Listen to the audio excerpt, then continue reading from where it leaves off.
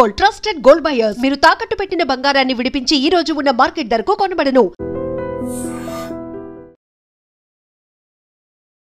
B12 deficiency కూడా ఈ మధ్య ఎక్కువగా వింటున్నాం లక్ష్మి గారు. మంతెన గారి డైట్ ప్రస్తావనలోకి వచ్చినప్పుడు B12 డెఫిషియన్సీని ఓవర్కమ్ చేయడానికి వెజిటేరియన్స్లో ఎస్పెషలీ B12 డెఫిషియన్సీ ఉంటుంది. బియ్యం మీద ఉన్న ఆ పొట్టు ఉంటుంది కదా, ఆ పొట్టుని ఇవాళ రోజుల్లో అందరం మనం పాలిష్డ్ రైస్ తింటున్నాము. సో ఆ పొట్టుని మనం పాలిష్ చేసేస్తే విల్ లూజ్ దాట్. కాబట్టి ఆ పొట్టుని తీసుకొచ్చి నైట్ వాటర్లో సోక్ చేసి ఎర్లీ మార్నింగ్ ఫిల్టర్ చేసి ఆ వాటర్ని తీసుకుంటే B12 డెఫిషియన్సీ పోతుంది. ఇది వన్ ఆఫ్ హిస్ వీడియోస్లో నేను చూశాను.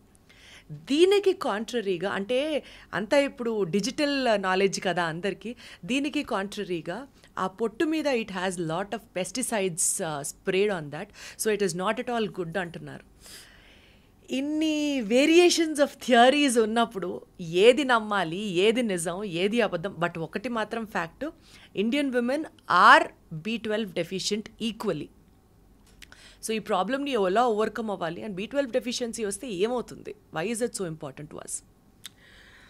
Very good question.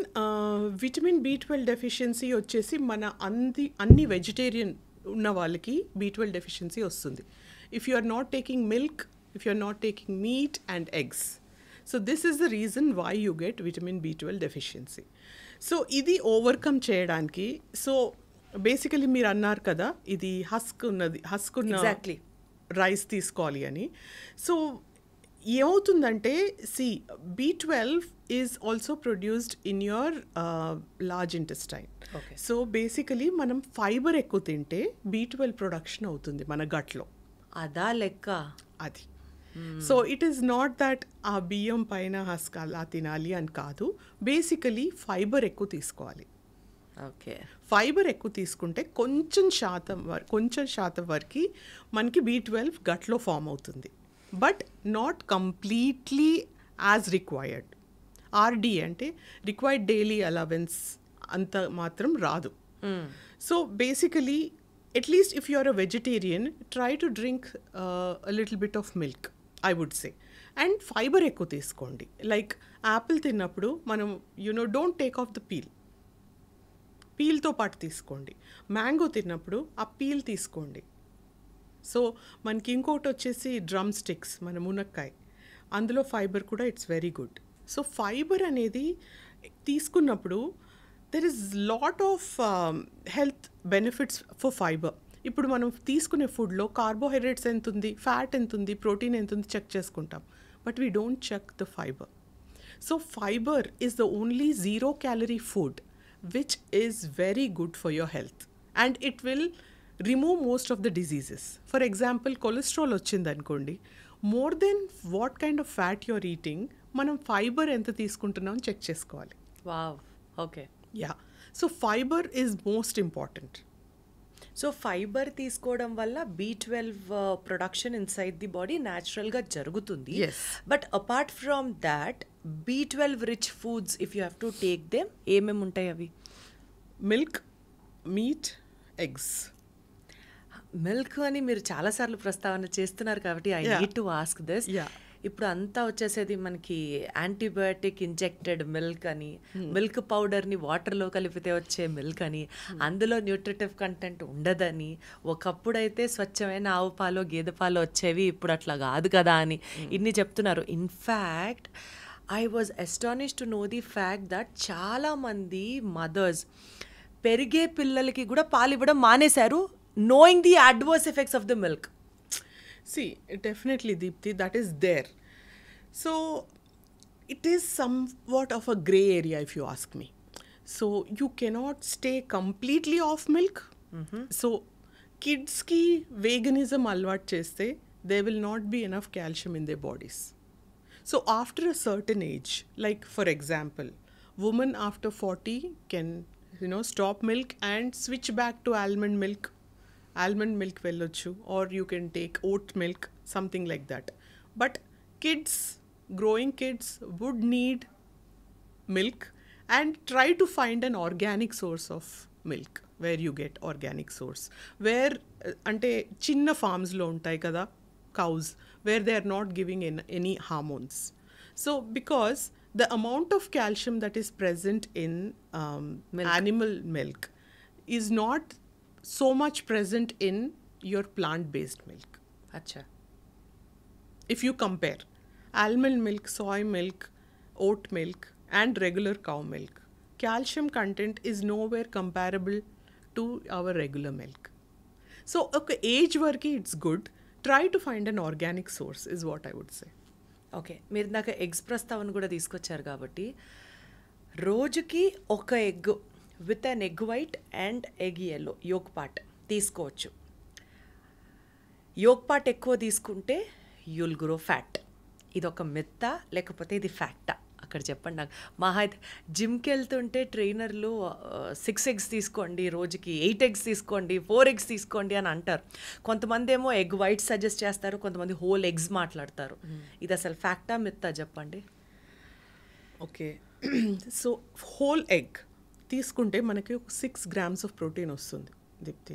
So going back to having your protein, మన ఉమెన్స్ హెల్త్ వచ్చేసి women take very less amount of protein. Correct, agreed. Okay, so ఒక గ్లాస్ ఆఫ్ మిల్క్ తీసుకొని ఒక హోల్ ఎగ్ తీసుకుంటే you get about 10 grams of protein per day approximately. So if you are say 60 kgs, you need 60 grams of protein per day. So a protein amount satisfy చేయకుండా we are losing your hair or your skin is going bad, you run to a dermatologist, you run to a doctor without actually seeing how much protein you're putting in your body. Okay, so having one whole egg is very very important unless you think your LDL cholesterols are way up on the rooftop. అచ్చా. Okay, so me cholesterol levels normal unnai, you can of course eat one whole egg every day. 1 whole egg every day. Yes. Okay. Yeah, and you can have extra 2 egg whites if you think you are not able to satisfy your protein requirements. So egg yellow has that cholesterol part. ఒకటి ఫుల్గా తినడం వల్ల పర్వాలేదు. Yeah, and let me tell you something. So yellow is the only thing where you have these vitamins called as biotin, you have something called as choline, and you also have something which is a starting product for your vitamin D production in your body. So vitamin D sources kuda ekku levu. So egg yolk tinte manki you get the starting product from where your vitamin D synthesized. Yes. So there's so many advantages of yellow. So just don't, shoo it away. Try to have it. అందుకని ఒక proper న్యూట్రిషనిస్ట్తో మాట్లాడాలి. ఇలాంటి బోలెడ్ information తెలుసుకుంటూ ఉంటాం. లేకపోతే ఇప్పటి వరకు అమ్మో ఎగ్యల్లో తింటే లావిపోతాం అనే పక్కన పెట్టేసేవాళ్ళం, కానీ ఎగ్యల్లోకి కూడా ఎన్ని హెల్త్ బెనిఫిట్స్ ఉన్నాయన్నది అర్థమవుతుంది. మూవింగ్ అహెడ్, చాలామంది ఇవాళ రేపటి రోజుల్లో లక్ష్మి గారు పిల్లలు పుట్టట్లేదు, కన్సీవ్ అవ్వట్లేదు, ఆ గుడికి వెళ్ళాలి, ఈ మొక్కు తీర్చాలి, ఇలానే ఆలోచిస్తూ వెళ్తున్నారు తప్ప కన్సీవ్ అవ్వాలి అన్న ఆలోచన ఉన్నవాళ్ళు డైట్తో స్టార్ట్ చేస్తే will it really have it impact? అంటే కన్సీవ్ అవ్వాలనుకునే వాళ్ళు ఇవి తింటూ వెళ్తే మంచి హెల్త్ ఉంటుంది అన్నట్టు ఏమన్నా ఉంటుందా? Definitely Deepti, if you think conceive అవ్వాలి అనుకునే ముందు first of all start with folic acid. Folic acid అనేది even if you're taking in your diet or not, ఒక 5 mg ఫోలిక్ యాసిడ్ స్టార్ట్ చేయాలి. That is must.